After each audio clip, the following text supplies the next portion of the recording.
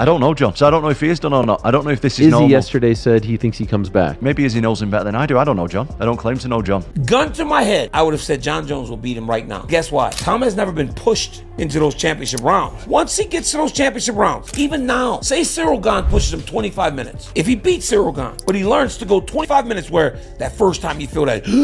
Hello, fight fans, and welcome back to the channel. For the better part of 2 years, the UFC's heavyweight division has been stuck in a state of chaos, defined more by injuries, contract disputes, and retirements than by actual fights. At the center of it all has been the specter of Jon Jones. But now, we have a new undisputed champion in Tom Aspinall, a fighter who is ready to bring order to the division. After Jon Jones recently announced he was coming out of a retirement that lasted only a few weeks, many expected Aspinall to jump at the chance. But that's not what happened. Instead, the British champion met the news not with celebration, but with a firm, final warning. He has made it clear that if this fight falls through again, the name Jon Jones will be permanently erased from his vocabulary. The situation has become such a spectacle that some are even floating wild ideas for the future of UFC events. Donald Trump just said that he wants to hold a UFC event at the White House next year for America's 250th birthday. And not just any UFC event, he wants to hold a championship UFC event at the White House next year. And this got me thinking, what a perfect time for Jon Jones to come out of retirement and fight Tom Aspinall at the White House next year for America's 250th birthday. When Daniel Cormier was asked for his pick, his answer was direct. Despite Jones's time away from the sport, DC sided with the man he shared the cage with twice. Daniel Cormier was asked who would win between Jon Jones and Tom Aspinall, and he said with a you-know-what to my head, I would have said Jon Jones will beat him right now. Tom has never been pushed to the championship rounds. This is super interesting from a guy who lost to Jon Jones twice, and he's one of the greatest fighters of all time. And I know people are going to be outraged with Daniel Cormier here. They're going to call him stupid. They're going to say Tom Aspinall would have destroyed Jon Jones, and a lot of that is just because people don't like Jon Jones right now, and rightfully so. I completely understand why he ruined the heavyweight division for like 2 years. But I also kind of think that Jon Jones would beat Tom Aspinall, and there are a couple of reasons for that. To understand Aspinall's frustration, you have to look at the timeline. The chaos really began in March 2023, when Jones captured the heavyweight title by submitting Cyril Gane. He was then slated to face Stipe Miocic in November, but a torn pectoral muscle derailed those plans. In his absence, the UFC created an interim title, which Tom Aspinall won with a stunning first-round knockout of Sergey Pavlovich. After defending the interim belt and with Jones's return still uncertain, the UFC eventually promoted Aspinall to undisputed champion. This was a move that some analysts viewed as a direct result of Jones avoiding the fight. I would even say this, and I don't know if this is controversial or not, but I would say that Jon Jones ducked Tom Aspinall so hard that he went through self-destructive measures just to avoid a fight with this man. That's how good Tom Aspinall is. And everyone you're going to list off is going to get beat. Well, we'll see. Upon his promotion, Aspinall himself had mixed emotions. He acknowledged his new status, but admitted it wasn't the way he envisioned winning the title. He also expressed his fatigue with the constant questions about Jones, a sentiment echoed by Dana White, who acknowledged that you can't force someone to fight. It's Aspinall's fight. I mean, we've been talking to this kid forever about it, and it's his fight. Listen, you can't make people fight. If Jon doesn't want to fight, you can't make him fight. We can try to make him fight. We can throw things at him that inspire him to want to fight, but we'll figure it out. Aspinall has also been quick to correct anyone comparing his situation to others, like Michael Chandler's public pursuit of Conor McGregor. For him, it was never about the money or a legacy super fight. It was always about one thing: the undisputed heavyweight title. He spoke about the frustration of being sidelined by UFC politics, unable to do his job, which is to fight. This entire saga also brings up the inevitable legacy debate, and whether Aspinall can truly be considered the best without beating Jones.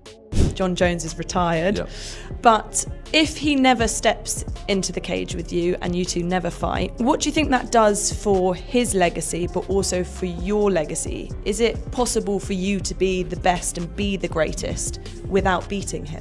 That's someone else's opinion, to be honest. It doesn't really matter to me. That sort of stuff doesn't bother No, you, as long as you're fighting the people I that can are only put in front of you. I can only control what I can control. Further complicating the narrative are Aspinall's past comments regarding Jones and performance-enhancing drugs.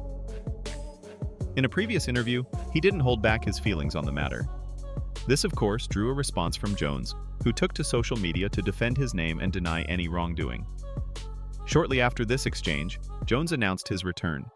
When asked about Aspinall, Jones seemed to dismiss him, suggesting the rising Brit wasn't in a position to excite him.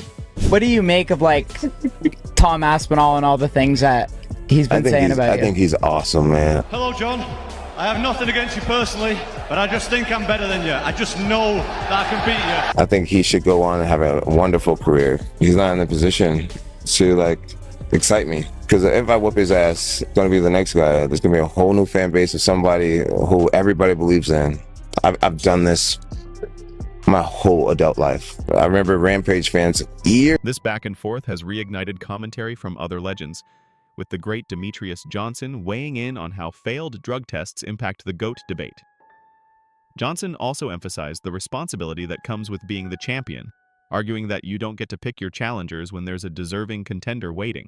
When you're the champion, I don't think you have a choice. What are your thoughts there with Jon and Tom? If you're the champion, defend your belt. It's a responsibility. I know your resume is incredible. What you've done is incredible. You're considered the greatest of all time. We get that. So if you don't want to fight, just retire. You're done. I don't want to throw shade at him. He's done great things, but when you're the champion, I don't think you have a choice. When you've got an interim champ just standing there waiting for how long? As it stands today, the UFC has not announced an official date.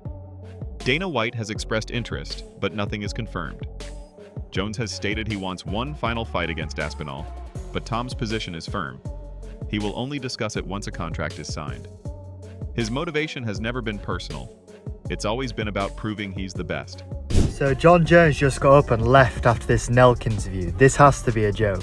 Surely Dana is going to have to strip Jon Jones because this can't keep happening. Like, you're the heavyweight champion, it's your job to defend the belt. And if you don't want to defend it, then retire. It's so strange to me. It's strange how the UFC keeps defending him. He's still the heavyweight champion but won't fight. And what is he expecting by going on all of these media tours when people bring up the question of Tom Aspinall? Like, he's on a media tour. What is he expecting? It's just frustrating as a fan. For now, Aspinall has remained publicly silent since Jones's reversal, with his only words being that short reply on social media.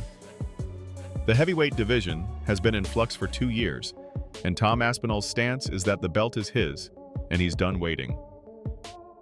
While many expected a fiery response, Aspinall's quiet confidence has been his most powerful weapon.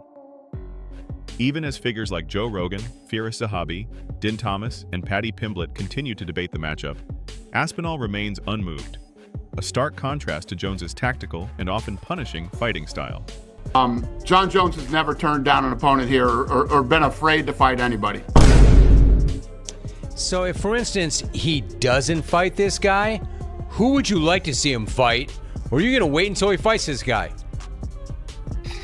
I don't know. We'll see how this thing plays out over the next couple weeks. But bet against Jon. Jon dominates everybody. He took down Daniel Cormier. Daniel Cormier is an Olympic wrestler, and Jon took him down, and took him down multiple times. It's a different dude, man.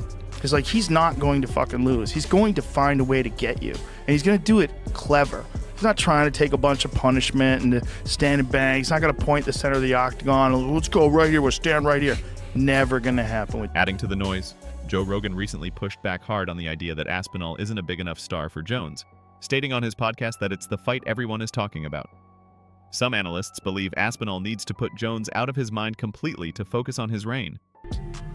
But something I want to talk about, guys, we're going to talk about this for a little bit. I got some notes, and that's the heavyweight division, because I figured it's a good time to talk about it. With all the Jon Jones stuff going around. Oh, yeah. I think, personally, Tom Aspinall really needs to mentally get rid of Jon Jones. No more thinking about him. He's gone. You're champ, right? Because I strongly believe right now, Tom Aspinall can go on a long win streak, on a tear. He can go on. The entire situation has been a masterclass in promotion, whether intentional or not.